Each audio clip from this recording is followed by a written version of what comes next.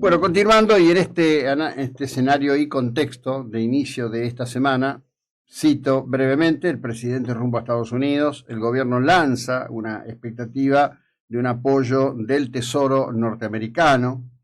Se está hablando de resolver la cuestión al respecto de los recursos necesarios para enfrentar dos volúmenes de pago de deuda muy importantes que vienen de la renegociación que hizo en su momento el gobierno de Alberto Fernández.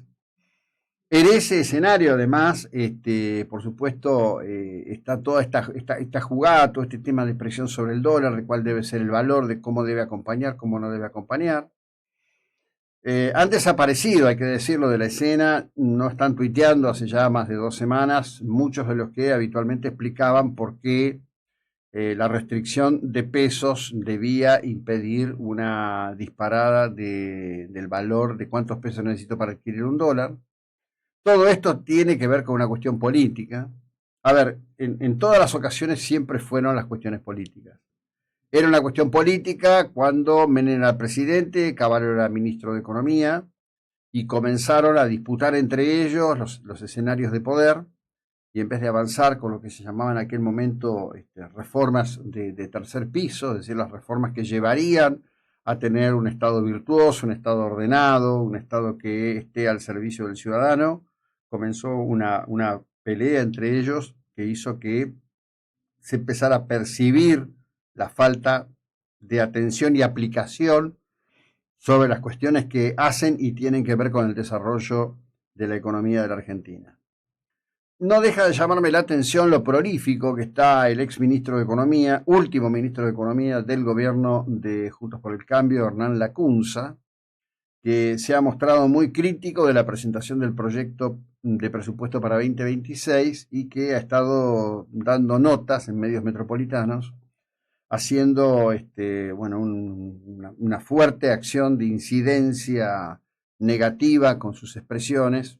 No termino de entenderlo. Es decir, o es parte de un esquema en donde alguien está diciendo, bueno, miren, nosotros podemos tener acá, puede haber una oportunidad, si entre todos lo volteamos a Milei, por ahí resulta que a lo mejor quiere ser o sueña que piensa ser el Remeslenikov de esta época. Es muy llamativo, realmente muy llamativo. Pero en ese contexto, y volviendo a tomar lo dicho por Joaquín Morales Solá, que mucho tuvo que ver, nunca hizo un reconocimiento público, me da la impresión por su columna que está repensando su pasado, o por lo menos sus responsabilidades en su pasado, dice, bueno, que claramente sería muy difícil que el número obtenido en el Senado para voltear los vetos del gobierno del presidente Milei puedan reunirse para ir por el impulso de pedir una sesión para voltear el gobierno. ¿Por qué? Bueno, porque hay senadores radicales, senadores del PRO, senadores independientes que no estarían dispuestos a esto, ¿no? Así como ha dicho aquí en más de una oportunidad la diputada nacional Karina Banfi, el gobierno ha tenido tan mala praxis política, tan pésima praxis política, que ha terminado provocando que el kirchnerismo se lleve de atropello casi de la nariz al resto de las fuerzas políticas. ¿Cómo pedirle a diputados nacionales y senadores nacionales de la Unión Cívica Radical que no estén en contra de los recortes a la educación? Es decir, el gobierno, en vez de introducir un debate en serio, está muy bien cuando Alejandro Vázquez va a la televisión porteña, muestra papeles, dice, bueno, mire, acá está, le transferimos tanto, le pusimos tanto, empieza la política de redes de golpearlo a Emiliano Jacobiti, diciendo, bueno, mire, este tipo es millonario, tiene esto, se beneficia con esto, gana esto como vicerrector, pero resulta que además tiene esta empresa que tiene contratos, no tener esto articulado de una manera política presente, con un interlocutor presente y dar este debate en el Congreso de la Nación. Eso no ocurre. La situación de debilidad que ya tenía el gobierno de Milei cuando asumió y era clara y objetiva, y estaba clara y objetivamente expuesta antes de la segunda vuelta, cuando era un dato cierto que Milei no iba a tener el número y que encontró el bonus track de, yo diría, la desesperación de Bullrich por estar en el centro de la escena. Bullrich que dice, no, la que tomó la decisión de ir a verlo a Milei fui yo y Mauricio me acompañó, contra los que dicen Mauricio entendió que la estrategia correcta era acompañar a este gobierno y Patricia lo acompañó, pero en el camino se encontró con que había un cargo para ella y le gustó y se quedó de ese lado. Todo puede ser. Algún día se escribirá, o quizás se escriban dos libros, uno que lo cuente de un lado, otro que lo cuente del otro, no lo sabemos. Lo que sabemos es que quien había sido su contendiente, aquella a la que Milei había llamado montonera asesino de niños, termina siendo su ministro de Seguridad, muy eficiente, por cierto, haciendo esa tarea, y ahora candidata a senadora por la capital federal. Bueno, en esto, ¿qué tenía que hacer Milei? Y lo que tenía que hacer Milei era tender puentes con el PRO, tender puentes en serio, haber aceptado la propuesta que se le hizo de incorporar a cuadros técnicos que perfectamente habían funcionado en distintas instancias de acción de gobierno durante el gobierno de Macri, pero apareció Karina, la jefa, autoproclamada jefa por su propio hermano, yo diría un elemento que es indisoluble, es una ecuación indisoluble. No hay ácido que la pueda corroer a esa ecuación, y trajo con ella del bracito a los primitos Menem, que vinieron con la hermosa teoría de que la ola violeta lo había barrido todo, que ya todo el mundo estaba fascinado, enamorado, hasta la locura de Javier Gerardo, que había bajado la inflación. Hay que decir que la CUNSA en las últimas horas hasta cuestiona que había 200% de inflación. Es todo muy raro eso, todo muy raro. Y ahí estamos, entonces, con estas semanas que nos separan del comicio de octubre. En octubre todo puede cambiar. Si en octubre hay una respuesta de voto democrático, republicano, que lleve voces y otras voces al Congreso, bueno, todo puede cambiar. Pero ahí va a venir un ejercicio muy importante.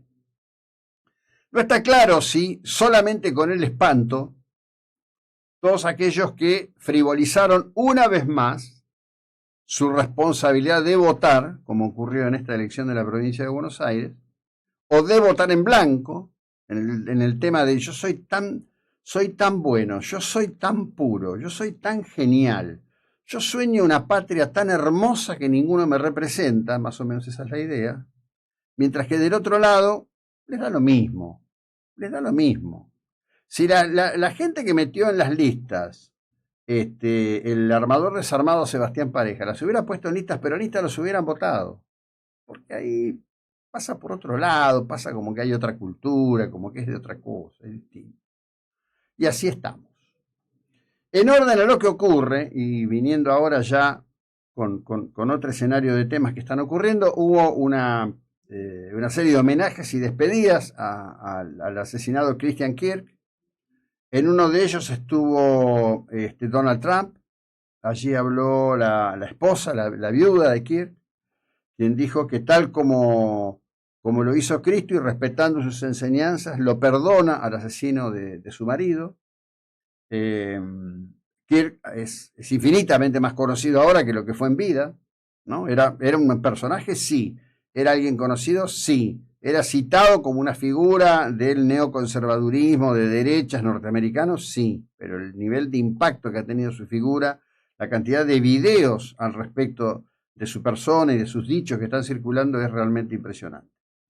Trump llega y hay una ovación extraordinaria cuando llega, realmente la ovación es extraordinaria. En ese lugar que se hizo ese homenaje había algo así como 73.000 personas.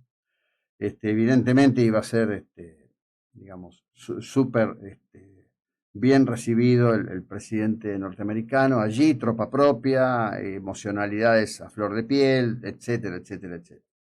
Así que bueno, eso es un tema como que está. Cuando les digo y les relato las cuestiones que están ocurriendo en Europa, lo que yo estoy comentando está basado en hechos, por supuesto, y en información.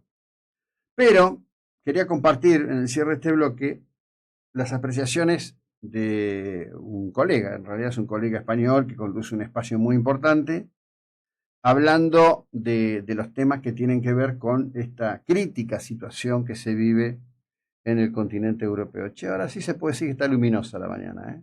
Ahora sí, cielo muy límpido, ya el sol se ha instalado con mucha fuerza en esta mañana. Escuchamos. ¿Alguien conoce algún español que cuando viaja a Marruecos lo hayan atracado, le hayan robado, le haya pasado alguna cosa? ¿Alguien conoce? Yo pregunto, porque yo, todas las personas, y las conozco a cientos, que han visitado Marruecos, todos coinciden en lo mismo. La seguridad. Vamos, Daniel, o sea, maravilloso, una seguridad increíble, puedes dejar las maletas en medio de cualquier... que sabes que te las vas a encontrar. Con lo cual, la pregunta es la siguiente. ¿No será que el problema no tenemos con las leyes y no con la nacionalidad? Que este buenismo, este happy power legal, ¿de acuerdo? Es lo que nos ha conducido, nos ha traducido a que tengamos a día de hoy un escenario de criminalidad que nos ha desbordado, que no es tanto la nacionalidad, sino un problema de cómo hemos edificado nuestra legislación. Yo creo que aquí hay que renovar, ¿de acuerdo? Hay que rehabilitar todo el ordenamiento jurídico en el ámbito penal y comenzar a aplicar pues, un ordenamiento jurídico muchísimo más implacable, muchísimo más efectivo, muchísimo más pragmático, muchísimo más duro, con un único objetivo, que es la erradicación completa. Oye, yo quiero que cuando cualquiera de nosotros viaja, pues yo que sé, a Andorra, que se va a Viena, nadie tiene problemas de inseguridad. ¿Visteis las imágenes de la Guardia Urbana de Barcelona? Este señor que iba con el coche, y le para a la policía y dice, perdone. Qué bien la Guardia Urbana. Diciendo, oiga, por favor, cierra la ventanilla, no ponga coche porque es que le van a robar el reloj. Eso es una vergüenza. Muy bien por la Guardia, pero muy bien por la policía. Con lo cual, no tenemos un problema ni con la policía ni con la ciudadanía. Tenemos un problema con las leyes. Y esto hay que decirlo de esta manera. Y hemos de decir que hasta aquí hemos llegado. Pero ¿a santo de que yo tengo que estar preocupado de que si mis hijos deambulan solos por la calle por aquí? Y luego te viene aquí el político de turno y te dice, no, estos son sensaciones. ¿Pero qué narices van a ser sensaciones? Si tenemos prácticamente 200.000 actos delictivos aquí en la ciudad, que se están cargando el turismo. Si es que no se lo han cargado ya, porque el turismo de calidad ha dejado de venir a Barcelona por uno de los principales motivos, que es la inseguridad. Sensaciones. Pero, pongamos la radiografía, pongamos el marco, el eje de coordenadas bien claro. Esto no es un tema tanto de nacionalidad, que no lo es, sino es un tema de qué leyes estamos construyendo y qué objetivo deben cumplir. ¿De acuerdo? Y los pobres jueces que están desbordados. Juicios rápidos, a 18 meses. Tú imagínate, ¿qué crees? ¿Que esos los cholitos no lo saben? Si lo tienen clarísimo. Juicios rápidos que deberían de estar ventilados, yo que sé, en días. Pues prácticamente entre 1 y 2 años, porque estamos absolutamente saturados con el tema judicial. Faltan el 50% de jueces para dar respuesta a todo el tsunami de conflictividad social que tenemos. Y una justicia tardía, perdonad, no es justicia. Por eso siempre estoy hablando de que nosotros tenemos una democracia imperfecta, porque nuestro sistema judicial no funciona. Y no funciona porque no tengamos unos jueces espectaculares, que os puedo garantizar que los tenemos, que están hiperformados, hiperpreparados. Es que no dan abasto. Es que no dan abasto. Pero con lo cual necesitas, son datos, la Unión Europea te dice que por número de habitantes necesitas tener el 50% más de jueces para igualarte a la media. ¿Conocés Credit City? Te cuento. Es un producto de Autosí.